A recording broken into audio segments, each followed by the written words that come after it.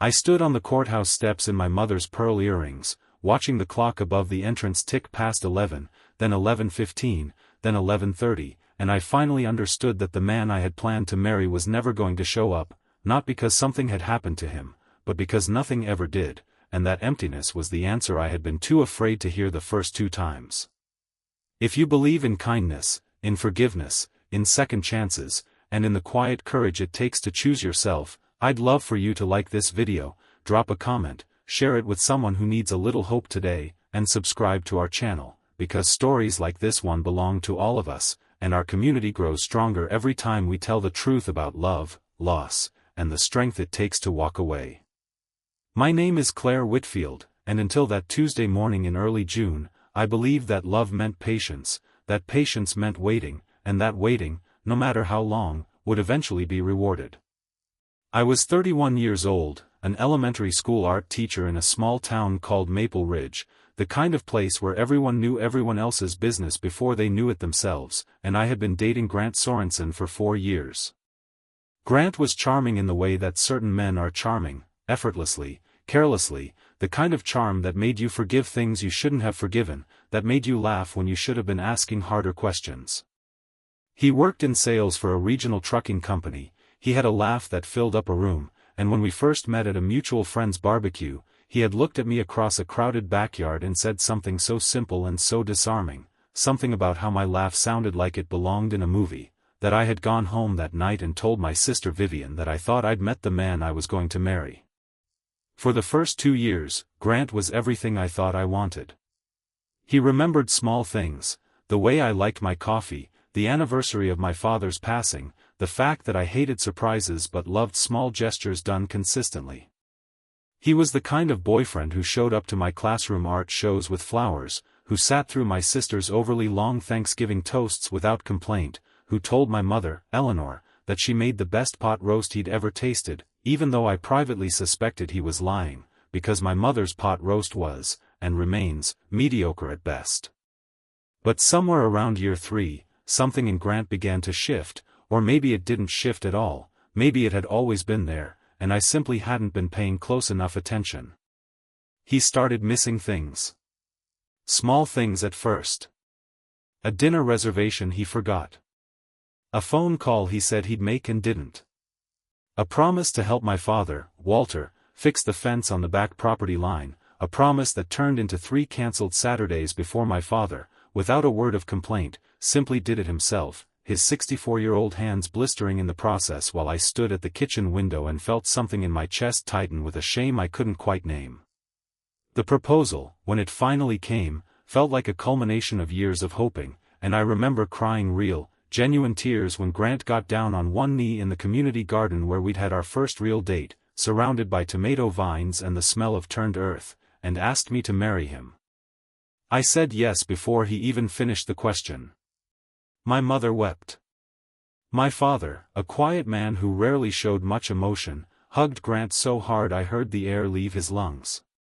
Vivian, my younger sister, who had never fully trusted Grant, who had once told me over wine that she thought he had main character energy in a story where he's supposed to be a supporting role, even she softened that day, telling me she was happy for me, that maybe she'd been wrong about him.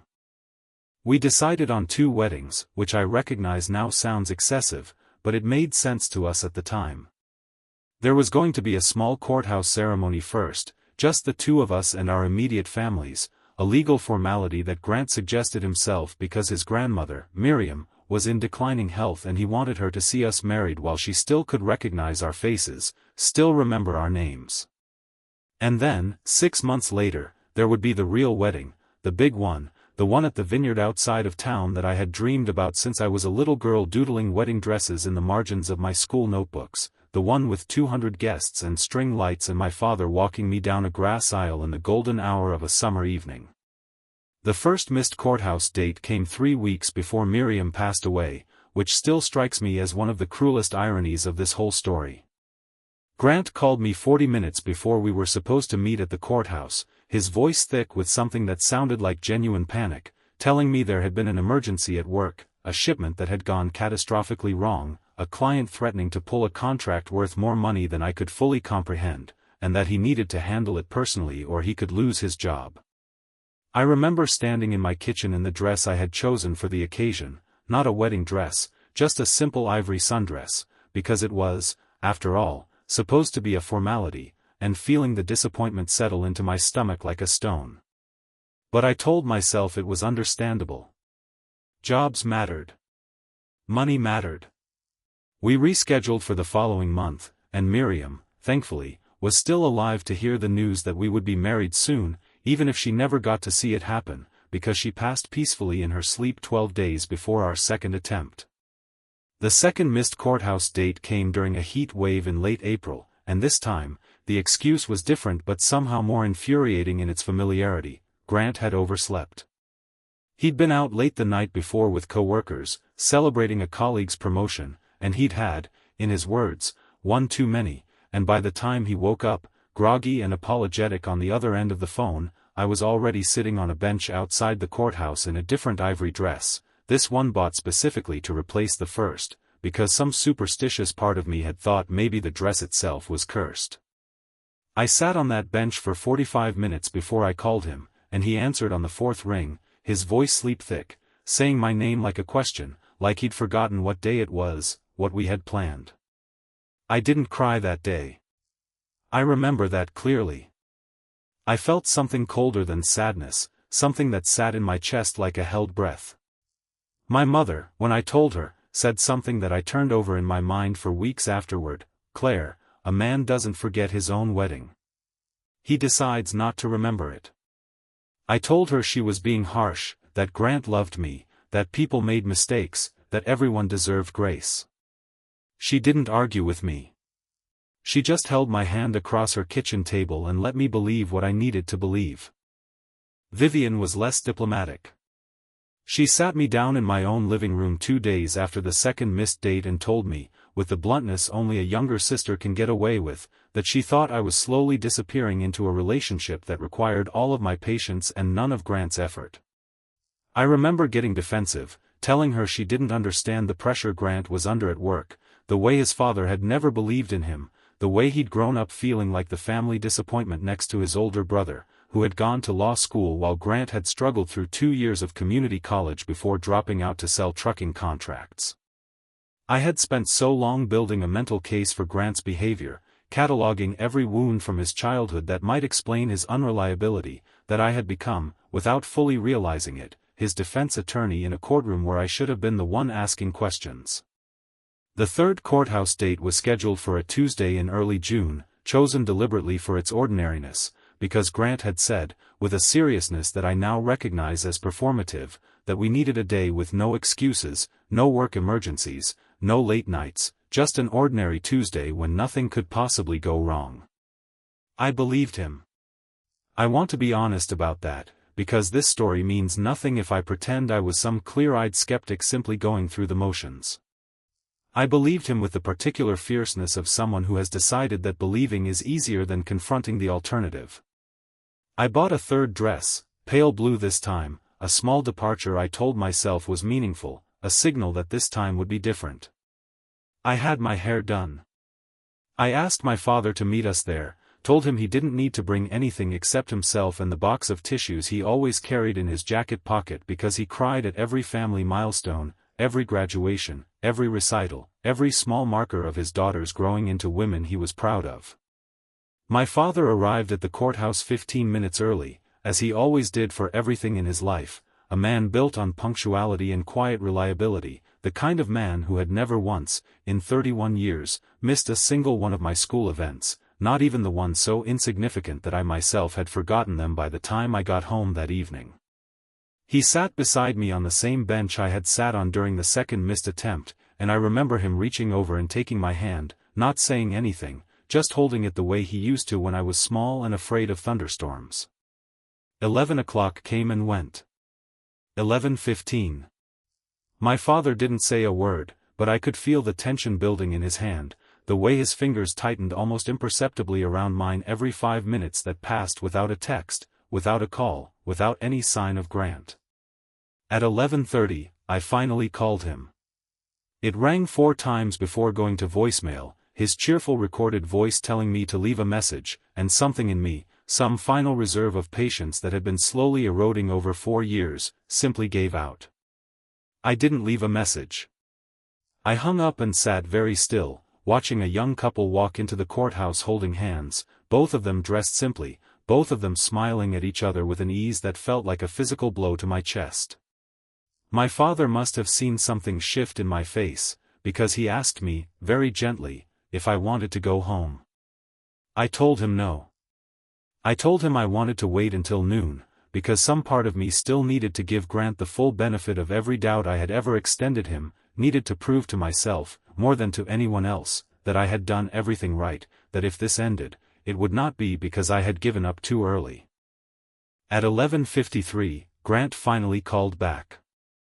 I answered on the first ring, my heart hammering with a strange mixture of relief and dread, and before I could even say hello, he was talking, fast and breathless, explaining that he'd fallen asleep on his lunch break the day before working late on quarterly reports, that his alarm hadn't gone off, that he'd woken up only 20 minutes ago and was already in his car, that he could be there in 15 minutes if the courthouse would still let us in before the lunch recess.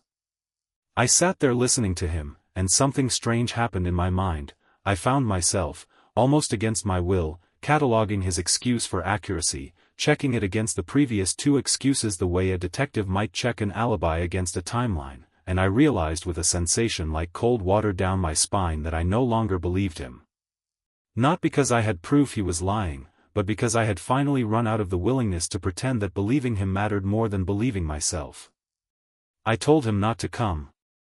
I said it quietly, without anger, which I think surprised him more than if I had screamed. He started to argue, his voice rising with a kind of panic that sounded, for the first time, like it might actually be about losing me rather than about the practical inconvenience of a missed appointment, and he said my name over and over, Claire, Claire, please, just wait, I'm almost there, and I told him that waiting was exactly the problem, that I had been waiting for 4 years. That I had built an entire relationship out of the architecture of patience while he built nothing at all, and that a courthouse wedding he couldn't manage to attend 3 separate times was not a scheduling problem, it was an answer, and I had finally decided to listen to it. I hung up before he could respond. My father, beside me, didn't say I told you so. He didn't say anything for a long moment.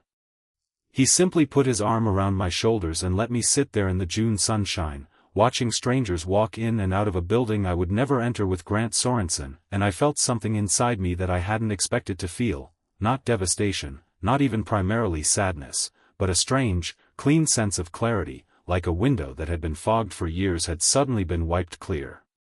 The drive home was quiet. My father, a man of few words on his best days, finally spoke somewhere around the halfway point, telling me that he had never wanted to say anything because he knew it wasn't his place, that a father's job was to support his daughter's choices even when his instincts told him something different, but that watching me sit on that bench for the 3rd time had been one of the hardest things he'd had to do as a parent, harder even than watching me break my arm falling off my bike when I was 9. Because that pain had healed in 6 weeks, and he wasn't sure this one would heal so easily. I cried then, finally, somewhere on Route 9 with the windows cracked and the summer air rushing in, not because I regretted my decision, but because some part of me was mourning the 4 years I had spent building a future with a man who had never quite finished building himself. The next few weeks were a strange blur of logistics and grief that didn't behave the way I expected grief to behave. I had to cancel the vineyard wedding, which meant calling my florist, my caterer, the string quartet I had booked for cocktail hour, the photographer who had done my sister's wedding 2 years earlier and who, when I called her, simply said, "Oh, Claire, I'm so sorry," in a tone that told me she wasn't entirely surprised, which stung more than I expected it to. I had to return the dress, the real one, the one I had bought for the vineyard wedding, a dress so beautiful that the seamstress who had done the alterations had cried a little when I first tried it on. I remember standing in the shop, watching the owner carefully box it back up for a refund, and feeling like I was watching a small funeral, the burial of a version of myself who had planned an entire future around a man who had never once, in 4 years, missed a happy hour with his co-workers but somehow could not manage to arrive on time to marry me. Grant did not disappear quietly. For the first 2 weeks after I ended things, he called constantly, showed up at my apartment twice uninvited, once with flowers, once with nothing but a speech he had clearly rehearsed about how he knew he'd made mistakes but that he loved me, that he had always loved me, that missing 3 courthouse dates didn't erase 4 years of a real relationship. I listened to him the second time he showed up, standing in my doorway with my arms crossed, because some old habit of fairness in me insisted that he deserved to be heard even if I had already made my decision. He told me about the pressure he felt, about how he had never told me the full truth about how much his father's disapproval had shaped him, about a therapist he had started seeing 2 weeks earlier, conveniently, I noted, after I had already left him, who had helped him understand that he sabotaged commitments because some part of him didn't believe he deserved the good things that came easily to him. I told him, gently but honestly, that I believed his pain was real, that I didn't doubt the wounds he carried from his childhood, but that his healing was not my responsibility to manage, and that I had spent 4 years being his patience when what he needed was his own. He left that day without arguing further, and something in his face, some quiet recognition, told me that some part of him already knew I was right, even if he wasn't ready to fully accept it. My mother worried about me in the weeks that followed, the particular worry of a woman who had watched her own daughter's heart break and felt powerless to fix it, bringing over casseroles I didn't ask for and sitting with me on my couch some evenings just to make sure I ate something more substantial than toast. Vivian, for her part, showed up with a different kind of support. She took me to get my hair cut short, a decision I had been contemplating for years but never had the courage to make, and she took me on long walks through the nature preserve outside of town, where we would talk about everything except Grant, filling the silence instead with memories of our childhood, of our father teaching us to fish at the lake, of the summer our mother had tried to grow tomatoes and produced nothing but a single sad, misshapen vegetable that we had all pretended was delicious. Those walks became a kind of medicine for me, a reminder that my life had existed before Grant Sorensen and would continue to exist, richly and fully, after him. It was during one of those walks, about 6 weeks after the third missed courthouse date, that I ran into someone I hadn't seen in years, a man named Theo Bellamy, who had gone to high school with Vivian and who I vaguely remembered as the quiet, artistic kid who used to spend lunch period sketching in the corner of the cafeteria while everyone else socialized. He was walking a large, unruly golden retriever who immediately bounded over to greet us with the kind of unfiltered joy only dogs seem capable of, and in the process of untangling the leash and laughing at the dog's enthusiasm, Theo and I fell into an easy conversation that lasted nearly an hour, standing at the edge of the nature preserve while Vivian smiled knowingly a few feet away, pretending to be very interested in a nearby tree. Theo, it turned out, had left Maple Ridge for almost a decade, gone to art school in Chicago, worked as an illustrator for several years, and had recently moved back to take care of his aging mother, opening a small studio downtown where he taught art classes to both children and adults. I told him I was an art teacher, and his face lit up with a genuine, unguarded interest that felt startling in its simplicity after years of Grant's distracted half-attention, and he asked me actual questions, what medium I preferred, what I thought about the way art education had changed since we were kids, whether I still painted for myself or only taught it to others, and I found myself answering honestly, at length, in a way I hadn't realized I'd been craving. I want to be careful here, because I know how these stories sometimes go, how quickly a broken heart can be smoothed over by a convenient new romance, and that is not entirely the shape of what happened, not at first. Theo and I did not fall into a relationship immediately. I was not ready, and I told him so plainly the second time we ran into each other at the local coffee shop a week later, both of us reaching for the same table by the window. I told him I had just come out of a long relationship, that I wasn't looking for anything, that I needed time to figure out who I was outside of the 4 years I had spent managing someone else's disappointments. He nodded, unoffended, and said something that stuck with me for a long time afterward, that he wasn't in any hurry either, that he had spent his 20s chasing things that turned out to be hollow, and that he had learned, slowly and sometimes painfully, that the best things in his life had come when he stopped chasing and simply let himself be present. We became friends first, genuinely, uncomplicatedly, meeting for coffee every week or two, sometimes joined by Vivian, sometimes not, talking about art and family and the strange particular loneliness of small-town life, and I found myself looking forward to those conversations in a way that felt different from anything I had felt with Grant even in our earliest, happiest days. Not the electric urgency of infatuation, but something steadier, warmer, like sunlight through a window rather than a flame that might burn out. Meanwhile, my own healing continued in ways that had nothing to do with Theo or any other man. I threw myself back into my art, something I had let atrophy during the years with Grant, when so much of my energy had gone into managing his moods, anticipating his excuses, smoothing over the small daily disappointments of loving someone who couldn't quite show up for me. I started painting again in the evenings, nothing ambitious at first, just small studies of the flowers in my mother's garden, the light falling across my kitchen table in the late afternoon, and slowly, painting by painting, I felt something in myself reassembling, some part of my identity that had been quietly starved for years finally being fed again. I submitted 3 pieces to a small local art show in August, something I hadn't done since college, and when one of them sold to a stranger for a modest sum, I cried in my car afterward, not from sadness but from a fierce, surprised pride that felt entirely my own, untethered to anyone else's approval. Grant reached out one more time in late August, nearly 3 months after the courthouse, this time not with flowers or rehearsed speeches but with a long email that I almost didn't read, expecting more of the same, but which turned out to be different.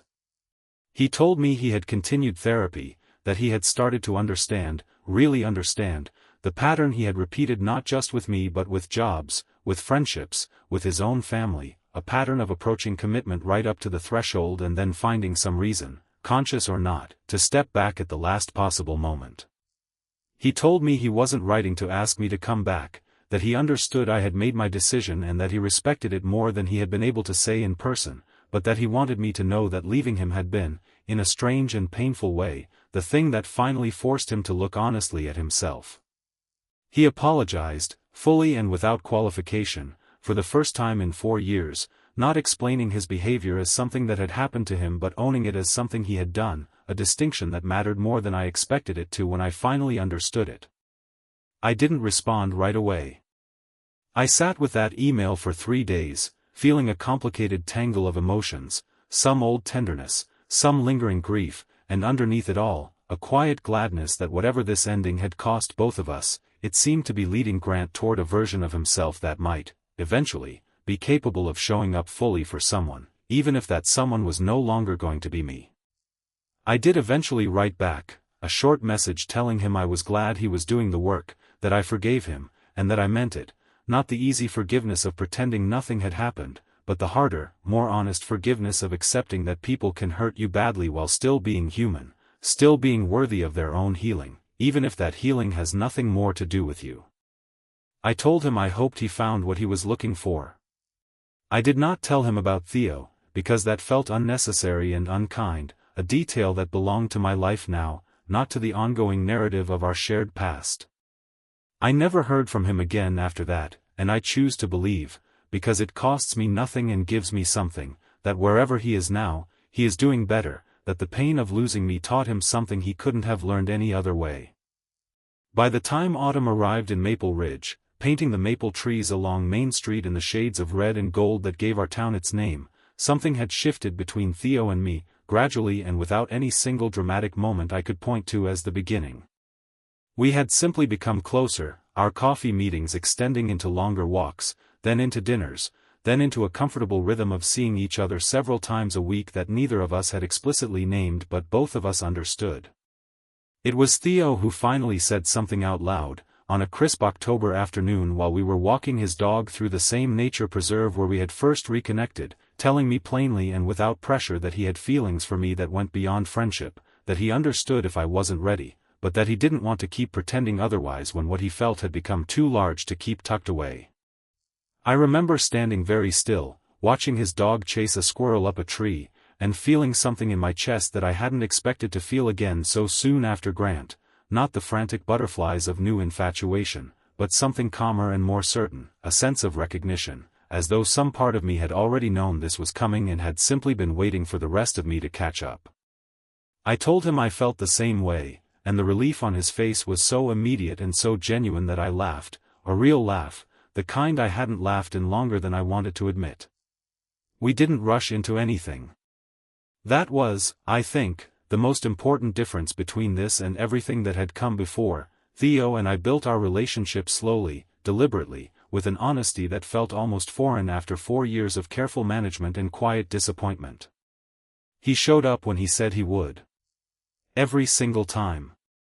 It sounds like such a small thing to notice, such a basic baseline for any healthy relationship, but after Grant, it felt revolutionary. This simple, steady reliability, the way Theo would text to say he was running 5 minutes late rather than simply not showing up, the way he remembered small details from our conversations weeks later, the way he introduced me to his mother, a sharp, funny woman named Josephine who had raised him alone after his father left when he was 6, and who looked at me across her kitchen table during our first dinner together and said, with the kind of directness her son had clearly inherited, that she could tell I was someone who had been let down before and that she was glad her son seemed determined not to be another disappointment in my life. My own family embraced Theo with an ease that surprised me, given how cautious they had been, in hindsight, about voicing their concerns regarding Grant. My father, who had never been effusive with his approval, took to inviting Theo along on his Saturday morning trips to the hardware store, the two of them developing an easy rapport over discussions of woodworking and home repair that reminded me, watching them from the porch, of the fence Grant had promised to fix and never did. Theo helped my father rebuild the porch steps one weekend in November, not because anyone asked him to, but because he noticed they were rotting and mentioned it casually over dinner, and by the following Saturday, without any fanfare, the two of them were out there with tools and lumber, working companionably through a cold autumn afternoon while my mother and I watched from the kitchen window, and she squeezed my hand and told me, quietly, that she had a good feeling about this one, the kind of feeling she wished she had trusted more when it came to Grant. Vivian, predictably, took full credit for the entire relationship, reminding anyone who would listen that she was the one who had run into Theo at the nature preserve that day, conveniently omitting the fact that the encounter had been entirely accidental. But beneath her teasing, I could see something more sincere, a genuine relief in my sister's eyes whenever she watched Theo and me together, the relief of someone who had spent 4 years quietly worrying about a person she loved and was now finally allowed to stop worrying, at least about this particular thing. Winter came, and with it, the first anniversary of the third missed courthouse date, a milestone I hadn't expected to mark but found myself thinking about anyway on that particular Tuesday in early June the following year, though by then it was nearly a year later and I was standing in a very different kind of doorway. Theo had asked me, several months earlier, to move in with him, a decision I had approached with a caution that surprised even me, wanting to be certain, wanting to interrogate my own motives thoroughly enough to know that I wasn't simply seeking safety after Grant but was choosing Theo specifically, deliberately, for who he actually was rather than for who he wasn't. But the caution had resolved itself naturally over time, through 1,000 small moments of him showing up exactly as he said he would, and by the following spring, we were living together in a small house on the edge of town with a garden my mother helped me plant, tomatoes included, which this time actually grew, plump and red and thriving in a way that felt, to me, like a quiet metaphor I didn't need to explain to anyone. It was in that garden, on a warm afternoon in late May, almost exactly a year after I had walked away from that courthouse bench, that Theo proposed to me, not with any elaborate production, not with photographers hidden in the bushes or a string quartet playing from some concealed location, but simply, quietly, kneeling in the dirt between the tomato plants with soil still under his fingernails from the morning's gardening, telling me that he didn't want to make a big show of it because what he felt for me didn't need decoration, it simply needed to be spoken honestly, and he asked me to marry him with a directness that felt like the truest thing anyone had ever said to me. I said yes, and this time, when I said it, I felt none of the frantic hopefulness that had colored my answer to Grant 4 years earlier, none of the desperate need for this to be the thing that finally proved I was worthy of a lasting love. I simply felt certain, calm, and entirely myself. We were married the following autumn, on a Saturday afternoon in October, in the same nature preserve where we had first reconnected, surrounded by maple trees blazing in their full seasonal glory, red and gold and orange against a sky so blue it looked almost unreal. It was a small wedding, smaller than the vineyard wedding I had once planned with Grant, but it felt larger somehow, fuller, populated by people who had shown up not just for the ceremony but for the years of small, quiet reliability that had led us there. My father walked me down a grass aisle exactly as I had once dreamed, except this time the golden hour light fell across an autumn afternoon rather than a summer evening, and I found that the difference didn't matter at all, that the dream I had carried since childhood had simply found its way to me through a different door than the one I had originally imagined. Vivian was my maid of honor, and her toast made the entire gathering laugh and cry in equal measure as she told the story of a golden retriever with terrible leash manners who had, in her words, done more for my sister's love life than any dating app ever could. My mother cried through the entire ceremony, the good kind of crying, and my father, true to form, kept a box of tissues in his jacket pocket, though this time I noticed he used several of them himself. Josephine, Theo's mother, gave a small toast as well, standing with the slight unsteadiness of someone who had raised a child alone and had learned, over the years, not to expect too much good fortune, and she told the gathered guests that she had watched her son grow up believing that love required grand gestures, that he had learned this, she suspected, from the absence of his own father, who had left with plenty of grand promises and none of the follow-through, and that watching Theo learn. Instead, that love was built from 1,000 small, unremarkable acts of showing up had been one of the great joys of her later years. She looked at me when she said this, and I understood that she was not only talking about her son. I think often, even now, about that Tuesday morning on the courthouse steps, about the particular quality of the June sunlight, about the way my father's hand had tightened around mine as the minutes ticked past, about the strange, clean clarity that had settled over me in the moment I finally understood that Grant's absence was not an accident but an answer. I do not regret those 4 years, not entirely, not anymore, because I understand now that they taught me something essential about the difference between loving someone and managing someone, between patience that builds a foundation and patience that simply delays an inevitable collapse. I learned that forgiveness does not require reconciliation, that you can release someone from your anger without inviting them back into your life, that the kindest thing I ever did for Grant Sorensen was finally stop making excuses on his behalf, forcing him, however painfully, to confront the truth about himself that I had spent years absorbing so he wouldn't have to. If there is a lesson in this story, and I believe there is, it is not that walking away guarantees you'll find something better waiting on the other side, because that was never a promise I could have counted on when I stood up from that bench and told my father I was ready to go home. I walked away because staying had become a slow erosion of my own worth, because I had confused loyalty with self-abandonment, because somewhere in those 4 years I had started measuring my own patience as a virtue while ignoring the simple truth that patience without reciprocity is just another word for loneliness. What I found afterward, Theo, the garden, the marriage built on 1,000 small kept promises, was not owed to me as a reward for leaving. It was simply what became possible once I stopped occupying space that a healthier love could have filled.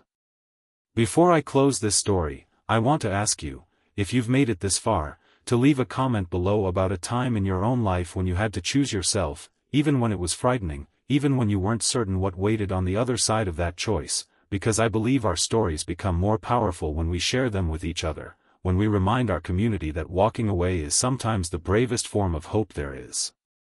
If this story touched your heart, please like this video, leave a meaningful comment, share it with someone who needs a little hope today, and subscribe to our channel so you never miss another emotional journey, because these stories belong to all of us, and every single one of them matters. I think about that courthouse bench sometimes, still, on quiet mornings when the light falls a certain way through my kitchen window, and I feel something that surprises me every time, not grief, not anger, but a strange and profound gratitude for the version of myself who finally, after 3 missed chances, decided that she deserved a 4th attempt at love, one that wouldn't require her to sit alone on a bench, counting minutes, defending someone else's absence to herself. That woman, sitting there in her pale blue dress with her father's hand around hers, could not have known what waited for her, the garden, the golden October light, the sound of Theo's laugh across a kitchen table, the particular joy of a love that simply, consistently, without fail, shows up.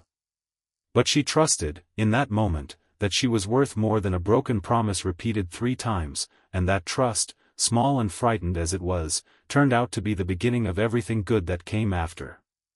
Wherever you are in your own story, whatever bench you might be sitting on right now, waiting for someone who has already told you, in a dozen small ways, who they truly are. I hope you find the same courage I found that Tuesday morning, the courage to finally, gently, and without bitterness, stand up and walk toward the life that is actually waiting for you.